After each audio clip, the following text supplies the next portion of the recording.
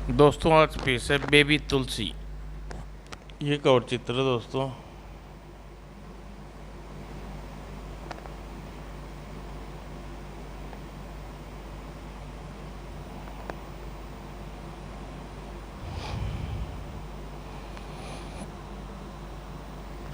तुलसी एक नटखट लड़की थी। वह स्कूल नहीं जाती थी, लेकिन दूसरों दोस्तों की किताब बड़े शौक से पढ़ती थी।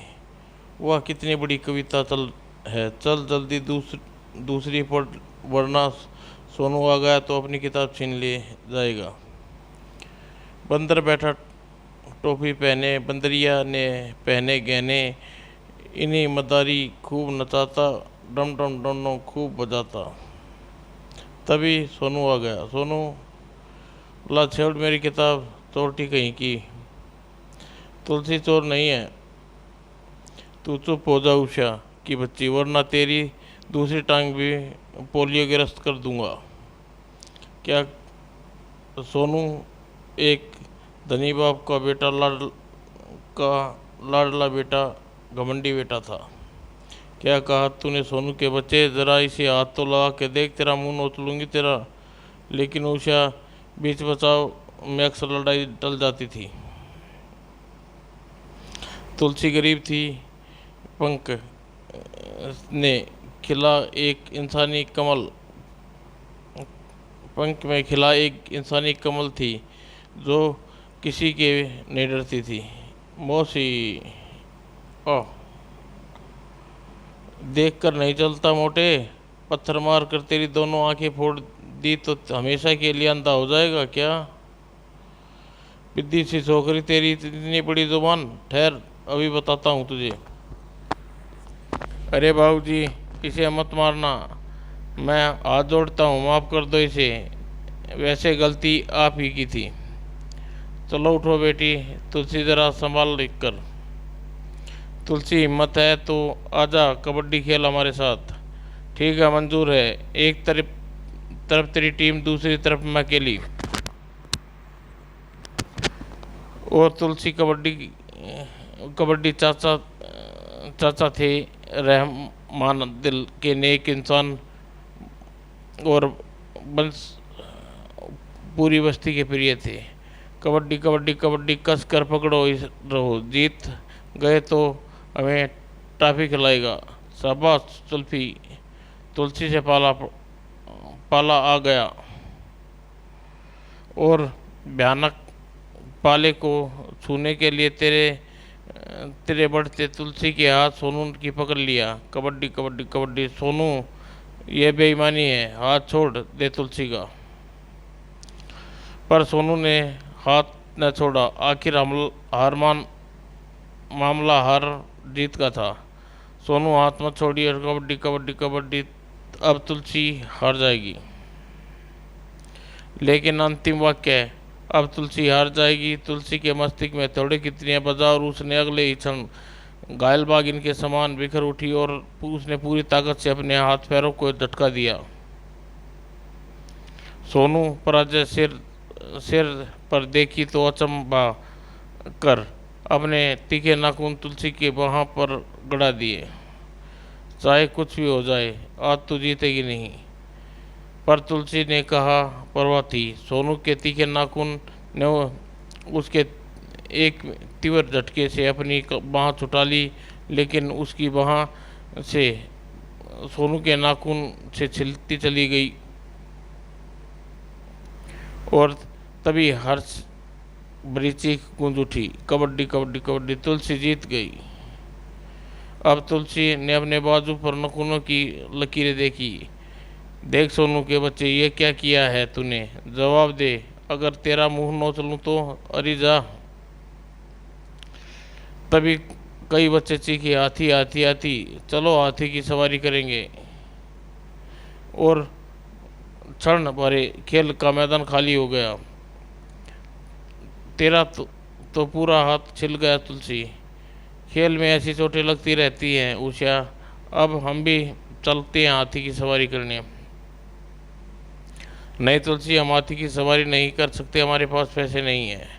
अरे पैसे की ऐसी की तैसी, तू चल मेरे साथ। हाथी पर न बैठाया तो मेरा नाम तुलसी नहीं। उषा ने तिलसू की घरेलू हालत लगभग एक जैसी थी। भयानक गरीबी, पैसे के लिए मोहताज। हाथी वाले बाबा रोको, मैं हाथी पर बैठूंगी, हाथी पर। अच्छा आजा आजा। और बाबा ने इसे भी हाथी पर बैठाओ, मुझे भी। नैन सिंह, इन्हें भी बैठाओ, इन्हें भी। लेकिन बाबा तुलसी के पास तो पैसे तो ले लो। पैसे कहाँ से आएंगे इसके पास, यह तो फुकरी है। रोटी के लिए तक रोटी भी कभी कभी खाती है बेचारी। ही ओ बेचारी तुलसी और उसकी लंगड़ी सहेली। सोनू को मैंने खून पी जाऊंगी। तूने मेरी और सहेली को गरीब कहा। लो बाबा रुपये, मेरे बेटे को भी हाथी पर बैठाओ। आजा आजा बेटे, बाबा बैठाओ इसे। चलो अब यह जगह नहीं, ऊपर हटो सामने से। चलो अब जगह नहीं है, ऊपर से हटो सामने से। हट जा तुलसी, वरना हाथी कुचल देगा। हा हा हा। तू चिंता मत कर उषा, मैं भी मजा सिखाती हूँ उन्हें। रुको हाथी, वरना मैं पत्थर मार कर रोको हाथी, मैं पत्थर मार दूंगी तुम्हारे हाथी को। तड़ाक। और तभी माँ, कल मुही गणेश जी को पत्थर मारेगी तू। चल घर, यहाँ रही तो लड़ती रहेगी सबसे। सिर्फ एक माँ ही तो है जिसकी हुक्म वह कभी नहीं टाल सकती थी। उषा तू चिंता मत कर, जरूर मजा चखाऊंगी। चुप नासपिटी। वह तुलसी को जबरन खींच कर ले गई। चल बैठ यहाँ, बटन लगा इन कपड़ों में, बटन लगा इन कपड़ों में। लेकिन वहाँ हाथी पर बैठूंगी, मेरे सभी दोस्त हाथी पर बैठे हैं। किंतु माँ विवश थी। मेरी बच्ची जिद न कर, हम गरीब हैं, हाथी पर बैठना हमारी किस्मत में नहीं है माँ।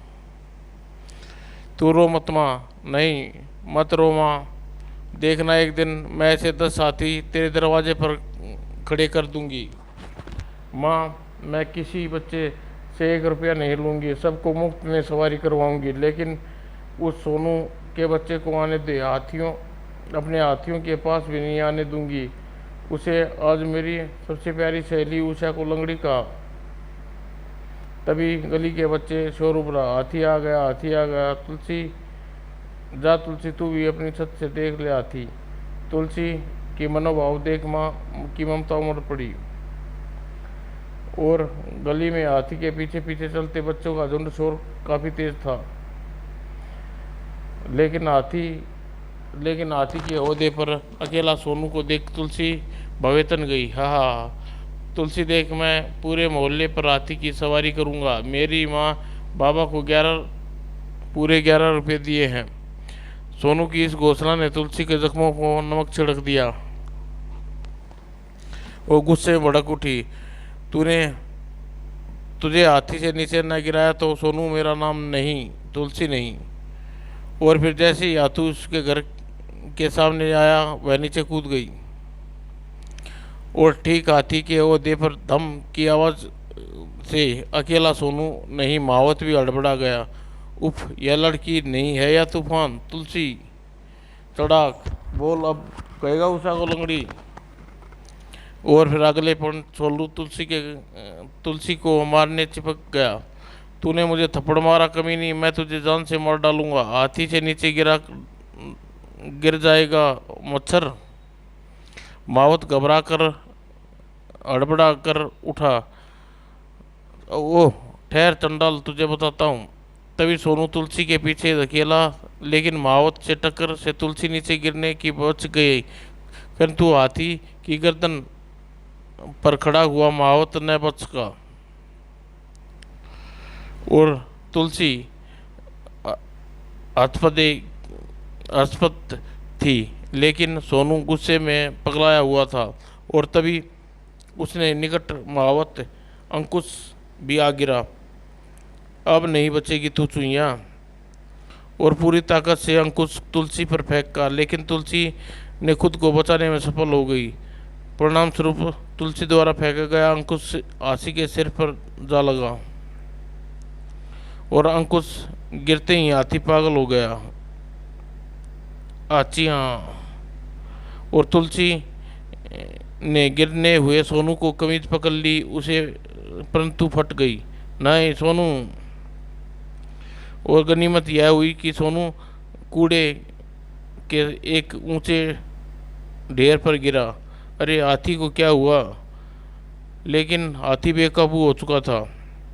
लोग अपने घरों की छतों पर चढ़े थे और हाथी के पीछे सिर्फ साधु थे जो अपने हाथी को आवाज़ें दे रही थी, शंकर रुक जा, शंकर, शंकर रुक जा, शंकर। लेकिन तुलसी औंधे से चिपकी अपना संतुलन नियंत्रण हाथी के मस्तक पर गड़े अंकुश तक पहुंचने का प्रयास में लगी हुई थी। अंकुश गहरा दशा है, जब तक यह नहीं निकलेगा हाथी की पीड़ा से भागता रहेगा। शंकर बेटे रुक जा, शंकर रुक जा। और सिर दी वह हाथी ट्रैफिक भरी सड़कों पर निकल आया, पागल हाथी।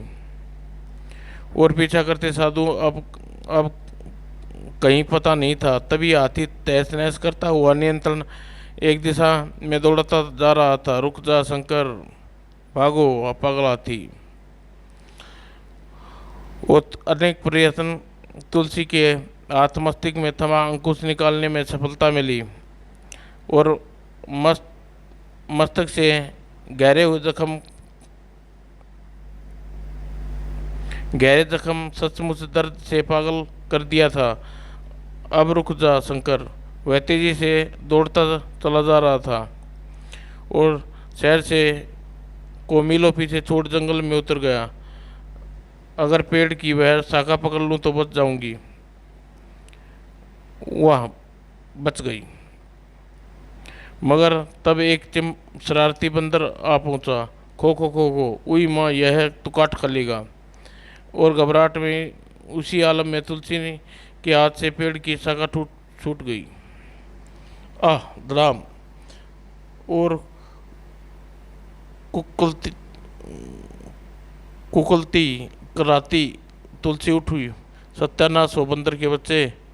मानो बंदर ने उसे चढ़ाया और अगले ही क्षण तुलसी ने हाथ में एक पत्थर था। ठहर, बताती हूँ बंदर के बच्चे। तड़ाक। आया मजा तुझे चिल्लाने का? शरारती बंदर उदंड मजा चखा कर तुलसी ने उसे तो भगा दिया, मगर अब वह बियाबान जंगल में अकेली थी। मुझे तो यह भी नहीं पता कि वह हाथी जंगल में घुसा किस ओर से था। चारों ओर अजनबी रास्ते। अब जाऊं तो किस ओर? माँ तो पागल हुई घूम रही होगी मेरी खोज में। हे भगवान, किस मुसीबत में आप फंसी। फिर कितनी ही देर वह डरी सहमी जंगल में भटकती रही। अरे यह तो किसी मोटरसाइकिल की आवाज़ है। वह बेताब आवाज़ की ओर दिशा में दौड़ती और सीधी उसे एक जीप कार ही नहीं बल्कि कुछ लोग भी नजर आ रहे थे। अब वापस शहर पहुंच जाऊंगी अपनी माँ के पास। और ज़मीन पर रखी दोनों पेटियों जीप में लादने के बाद वे लोग जीप में सवार होने लगे तो तुलसी दूर से चिल्ला उठी, रुक जाओ अंकल, मुझे भी ले चलो अपने साथ। तुलसी की आवाज़ वह चौंक उठे। कमाल है, यह चुईयाँ कहाँ से आ गई इस जंगल में? पास आती हुई तुलसी ने उनसे मदद मांगी। मुझे भी अपने साथ ले चलो अंकल, मेरी माँ मुझे ढूंढ रही होगी और परेशान हो रही होगी। लेकिन तू इस जंगल में आई कहाँ? किसके साथ थी? मैं एक हाथी पर सवार थी। अचानक वह हाथी पागल हो गया और मुझे यहाँ ले आया। हाथी का जिक्र सुनते ही चारों व्यक्ति चौंक उठे। वह हमारा हाथी होगा क्या? उस हाथी के साथ साधु भी थे। बहुत सारे साधु थे, लेकिन हाथी से इतनी तेज दौड़ लगाई कि वह सब पीछे छूट गए। तो क्या हमारा हाथी शंकर पागल हो गया? तब तो वह शहर में तबाही मचा कर लौटा होगा। भीम, हमें वापस गुरुजी के पास चलना चाहिए। तुलसी कुछ समझ न पाई, मगर वह अपने घर लौटने की आशा में उनके साथ होली। उधर दूर उड़ाती हुई जीप अभी कुछ दूर चली थी कि अचानक हाथी की चिंगाड़ पूरा जंगल थर्रा उठा। ची, अरे यह तो अपने शंकर की आवाज़ लगती है। शंकर? हाँ, अगर तुम उसे कैसे जानते हो? उसने उसमें से किसी तुलसी की बात का जवाब नहीं दिया। लगता है उसे काबू कर लिया गया है। फिर अचानक तुलसी चौंक उठी। उई माँ, यही तो है वह हाथी। अच्छा हुआ इसे बांध लिया, वरना मार डालता सबको। क्या हुआ रतन सिंह, तू लौट क्यों आया? इस छोकरी की बातें सुनकर मुझे ऐसा लगा जैसे शंकर पागल हो गया, शहर में वापस भाग गया है। पागल नहीं हुआ, जख्मी था। लेकिन तुम लोगों ने का यहाँ रुकना ठीक नहीं है, फौरन यहाँ से चले जाओ। हो सकता है शंकर के पीछे पुलिस भी आ रही हो। ए छोकरी, तू इधर आ। मैं इनके साथ अपने घर जाऊंगी। अरे चल। और तुलसी को अपने गुरु के कदमों में पटक वे लोग चल दिए। आ गुरुजी ने उसे उठाने में मदद की। चुप हो जा, रो मत, तुझे तेरे घर पहुंचा दूंगा। तुझे बता कौन लाया तुझे इस जंगल में। फिर तुलसी ने अपनी सारी कहानी आप बीती सुना दी। शकल से नहीं लग शकल से तो नहीं लगती कि गुरुजी या लड़की इतनी शैतानी होगी। हाँ नैन सिंह, लड़की बहादुर है, गरीब भी दिखती है, हमारे बहुत काम की बन सकती है। जाओ इसे पहले भरपेट खाना खिलाओ। तभी गुरुजी ने नज़र तुलसी की घायल बाजू पर पड़ी। अरे ये निशान कैसे लगी? खेल खेल में एक लड़की के नाखून लग गई। बहुत बुरी तरह छिला है तेरा हाथ। दर्द हो रहा है तुझे? नहीं, मुझे दर्द नहीं होता। मेरी माँ कहती है लड़कियों में दर्द सहने की शक्ति लड़कों से ज़्यादा होनी चाहिए। बहुत अच्छी है तेरी माँ, लेकिन मेरा बापू मुझे बहुत मारता है, पैसे छीन छीन कर ले लेकिन मेरा बापू मुझे बहुत मारता है, पैसे छीन कर ले जाता है। फिर गुरुजी तुलसी की पीठ थपथपा कर उसे उसे नैन सिंह के साथ भेज दिया। नैन सिंह सर्वप्रथम उसे जख्मों पर मरहम पट्टी लगाई, फिर उसे खाना दिया। बाबा, गुरुजी मुझे घर कब भेजेंगे? तुलसी, अब तू यहीं रहेगी, गुरुजी तुझे चलता पुर्जा बनाएंगे। फिर अगर तूने ढंग से काम सीखा तो जिंदगी बन जाएगी तेरी, वरना अपाहिज और अंधी बनकर तू किसी चौराहे पर भीख मांगती फिरेगी। तभी बाहर से आती गुरुजी की कर्कश आवाज़ सुनाई दी। मन करता है तुम सबको गोली से उड़ा दूं। नैन सिंह पलट कर बाहर निकला और पीछे तुलसी भी बाहर झाँका। हाथी शहर में हंगामा मचा कर लौटा है, पता नहीं कब यहाँ पुलिस आ जाएगी और ग्राहक अलग परेशान होंगे। अब तक उन्हें डिलीवरी क्यों नहीं मिली? सिर्फ इस बात की खैर रही कि हो ना हो हाथी ने किसी आदमी की जान न ली। उसे रौंद ओहदे की गुद्दी में छिपा माल सलामत है। सिर्फ यदि यदि यही दोनों बातें में हमारा पक्ष में न हुई होती तो इस समय हमें अपना यह सब सुरक्षित अड्डा छोड़कर यहाँ से भाग रहा होता। जख्मी हाथी को देखते ही मैंने मामले को गंभीरता से समझ ली और यहाँ सारा माल हटवा दिया। अब जाओ यहाँ से, चूल्हे वगैरह बनाकर खाना बनवाना शुरू कर दो ताकि पुलिस आए तो यहाँ कुछ संदिग्ध नज़र न आए। नैन सिंह, तुम उस लड़की को भी अंडरग्राउंड कर दो। अगर वह पुलिस के सामने पड़ गई तो पुलिस उससे ऐसी बहुत सी बातें जान लेगी जो हमारे लिए खतरनाक साबित होगी। मैंने इतनी खतरनाक लड़की कभी नहीं देखी गुरुजी। वह अपने घर की छत से गली में गुजरते हाथी के ऊपर छलांग लगा दी। वह चंडाल को ख़त्म कर देना चाहिए। नहीं महावत, मैं उसे और भी खतरनाक बनाऊंगा। नैन सिंह, तू अभी खड़ा यहीं खड़ा है, जो उस लड़की को यहाँ से 2-4 दिन के लिए छुपा कर ही रखना होगा। जी गुरुजी। और नैन सिंह तुरंत झोपड़ी में गया। नैन सिंह व्याकुल निगाहें घूमती हुई एक स्थान पर स्थित हो गई। ओह, वह भाग गई। और वह भी तो उल्टे पांव गुरुजी के पास लौटा। वह भाग गई। वह मेरी उम्मीद से ज़्यादा तेज निकली, मगर वह भाग कर जाएगी कहाँ? उसे ढूंढो और पकड़ो, सामने लाओ, मैं उसी के दोनों पैरों तोड़ दूंगा, फिर वह कभी भागने की हिम्मत न करे। यह बहुत खतरनाक लोग हैं, मुझे पकड़ कर कैद कर लेंगे और अभी सिर्फ मेरे पैर तोड़ने के लिए कह रहे हैं, बाद में शायद मुझे मार भी डाले, भाग जाऊं। और वह दबे पांव दूर हटती चली गई। साधु उसकी खोज में बिखर गए। दोनों देखो, छोटे छोटे पद चिन्ह, आओ इधर ही चलें। लेकिन उस रास्ते पर दौड़ती दौड़ती तुलसी अचानक रुक जाना पड़ा। हुई माँ, यह तो वही जीप वाले है। यह कमबख्त पंचर भी अभी होना था।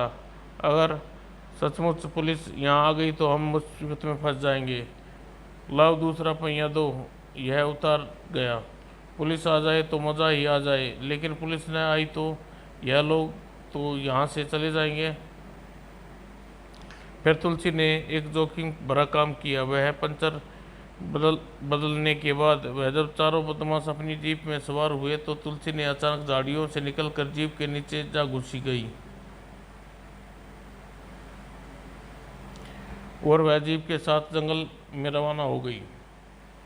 बस यहाँ से आगे उसे पता नहीं है, लेकिन जीप के टायरों के निशान हैं। ओह, क्या समझा जाए।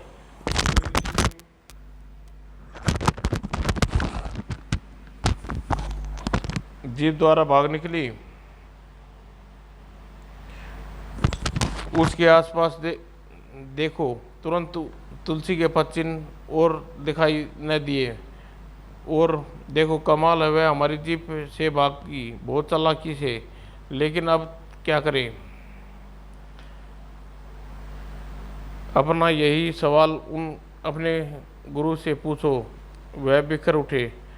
डूब मरो चुल्लू और पानी में। एक बीते भर की लड़की तुम्हें 1.5 दर्जन मुस्टंडों की आंख में धूल झोंक कर भाग गई। जाओ, उसके घर जाओ, अपने घर के अलावा कहीं नहीं जाएगी। परंतु कई साधुओं के भेष बदला और तुलसी के घर के लिए कूच कर गए। वह उधर रतन सिंह की जीप नियंत्रण शहर में घुसती जा रही थी। वह पता नहीं कब रोकेंगे। और काफ़ी देर बाद जीप एक आलीशान कोठी के पास जाकर रुकी। और फिर इससे पहले कि दरवाज़ा खुलता, तुलसी मोरपंखी के विशाल झुरमुट के पेड़ के पीछे दुमक गई। और उसने देखा, पता नहीं क्या है इन पेटियों में। 2 पेटियां कोठी के भीतर पहुंचा कर वह चले गए। पता नहीं कौन सी जगह है, न मालूम घर किधर होगा। शाम हो गई और अगर रात होने से पहले घर न पहुंची तो माँ मारेगी। अरे, यह बस तो अपने मोहल्ले से होकर जाती है। अब उसे विश्वास हो गया था वह अपने घर पहुंच जाएगी। अंकल जी, बस नानकपुरा तक कब पहुंचेगी? 1-1.25 घंटा लग जाएगा बेटी। और जब वह अपने बस्ती में पहुंची तो अंधेरा हो चुका था। उसने अपनी सबसे प्यारी सहेली उषा से अपनी गली के नुक्कड़ पर उदास बैठे पाया। अरे उषा, तू यहाँ क्यों बैठी है? तुलसी, मेरी सहेली, तू आ गई मेरी दोस्त। मैं तो रो रो कर थक गई थी तुलसी। फिर उषा ने अपने घर की तरफ जाने से उसे रोक लिया। बहुत देर हो गई। उस जीप में 4 आदमी आए। वह चुपचाप तेरे घर चले गए और अभी तक भीतर ही है। तेरे बापू का भी कुछ पता नहीं। और माँ कैसी है? उषा ने बताया माँ घर के भीतर है। मैं अपनी माँ से ज़रूर मिलूंगी। तुलसी तुलसी अपने साथ घटी पूरी घटना संक्षेप में उषा को बता दी। हे भगवान, हे भगवान, अब मैं क्या करूं? अब यह तो सतोसत होकर अपने घर पहुंच जाएगी। घरों में छुपे 4 अजनबी और तुलसी की माँ। उधर फिर उषा भी वहाँ न रुकी और कबाड़ी चाचा के पास पहुंची। कबाड़ी चाचा, अरे उषा, क्या बात है, क्यों हाँफ रही है? आपती हुई उषा जब कबाड़ी चाचा को बता दिया कि वह जो जानती थी। उधर तुलसी दबे पाँव अपने घर की सीढ़ियों से उतरी। माँ यहीं है, पेचारो भी यहीं है, फिर घर यह अंधेरा क्यों? फिर वह बिल्ली की तरह आंगन में चलते हुए दबे पाँव अचानक घर में इकलौते कमरे में प्रकाश भरा था। आए आह! फिर इससे पहले चीख उभरती गुंडे ने उस कबूतरी की तरह दबोच लिया। हुआ, शाबाश रहीम, गो गो गो। अगर मुंह से आवाज़ निकली तो इसकी गर्दन काट दूंगा। आह! और इस धमकी के साथ तुलसी ने मुंह से हाथ हटा लिया। अब बोल, पुलिस को क्या बता कर आई है? कुछ नहीं, मैं सीधे जंगल से यहाँ आई हूँ। बदमाश को लगा सच बोल रही है। इसका मतलब हमें सिर्फ दोनों से ही खतरा है, क्योंकि दोनों हमारा भेद जान गई हैं। और फिर रहीम ने झटपट कर तुलसी को बीच लिया और अमान्य कुर्ता को देखते हुए तुलसी ने मुंह से एक दहला देने वाली चीख निकल गई। आह! खच! लेकिन अगले ही क्षण तुलसी ने दांत रहीम की हथेली में गाड़ दिए। फिर पलक झपकते हुए सीढ़ियों पर जैसे घायल रहीम उसके अपने आप से बाहर हो गया। वाह कमीनी, शैतान, मूर्ख, यह के क्या कर रहा है? हमें फौरन यहाँ से भाग निकलना चाहिए। लेकिन वह बच गई और यह सच था कि रिवॉल्वर से हुए फायरिंग लोगों को चौंका दिया। भागो जल्दी, हवाई फायर करते रहो मूर्ख, ताकि हमें कोई रोक न सके। लेकिन तुलसी अपने इससे पहले गली के मोड़ पर थी। आह! उषा ने बताया था कि यह जीप में आए थे, लेकिन जबकि बदमाश निकट आ चुके थे तो छिपने का कोई दूसरा स्थान न था। उसने जीप के नीचे घुस गई और फिर दोबारा उसी भांति जीप के दरवाजे पर लटक गई जैसे जंगल से लटक कर आई थी। वह शैतान भी इसी जीप में है जिसने माँ के सीने में चाकू उतारा है। तभी मगर तुलसी बहुत दूर पहुंच गई थी और गुरुजी के अड्डे पर रात हो चुकी थी। जंगल में सब पुलिस के आगमन का खतरा भी छिन पड़ गया था। रतन सिंह वगैरह लौट आए, लेकिन भैरव सिंह अभी नहीं लौटा। शायद वह लौंडिया उसके घर पहुंची न हो और भैग सिंह उसके साथी उसी का इंतज़ार कर रहे हों। लेकिन गुरुजी को ज़्यादा इंतज़ार न करना पड़ा और निराश पराजित भैरव सिंह लौट आया। उसे देखते ही सबके चेहरे पर सवाल लटक गया और जब वह अनेकों दक्षताओं के साथ भैरव सिंह गुरुजी की ओर बढ़ा चला जा रहा था। झाड़ियों में दुबकी तुलसी उसे देख रही थी। मुंह लटका कर क्यों खड़े हो हरामजादों, बोलते क्यों नहीं? क्या कहाँ है वह लड़की? वह भाग गई गुरुजी। चलो सब कुछ समेटो, फौरन ट्रकों में लाद कर यहाँ से भागने की तैयारी करो। गुरुजी बहुत दुखी थे अपने चेलों से इस नाकामी पर। वह लड़की के रूप में तुम अपने पीछे शहर में इस अड्डे की तबाही छोड़ आए हो मूर्खों, और न जाने कहाँ से 2 विशाल ट्रक और जीप वहाँ प्रकट हो गई और सारा तामझाम उखाड़ कर लादा जाने लगा। हाथी वाला मावत एक और आता देर नजर आया। मैं इस गाड़ी के साथ हो लेती हूँ, क्योंकि हाथी के कारण यह धीरे धीरे चलेगी।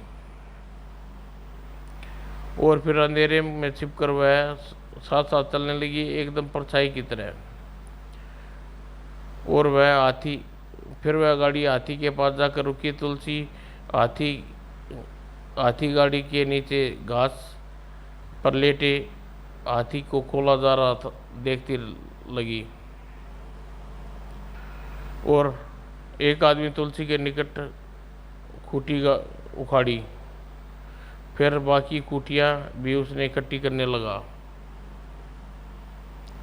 बस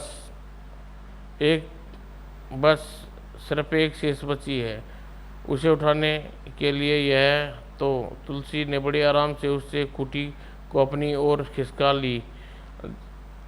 जब भी मौका मिला तो बैरक से का सिर फाड़ दूंगी, और कमीने ने मेरी माँ के सीने में चाकू घोंप दिया, उसे जिंदा नहीं छोड़ूंगी।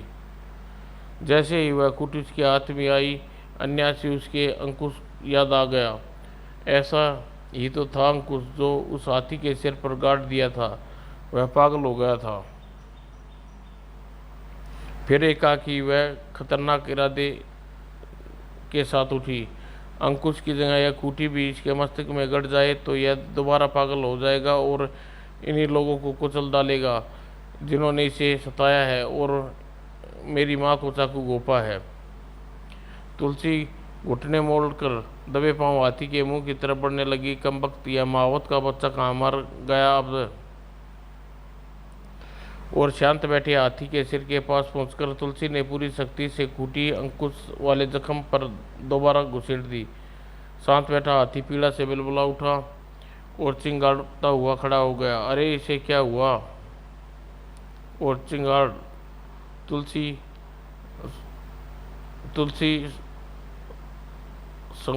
सकुशल थी। अब आएगा मज़ा। सब बौखला गए, एक दूसरे की आवाज़ें देते उधर उधर भागने लग गए। पकड़ो, लेकिन जाल तो ट्रक में लदे हैं, सामान के नीचे दबा होगा।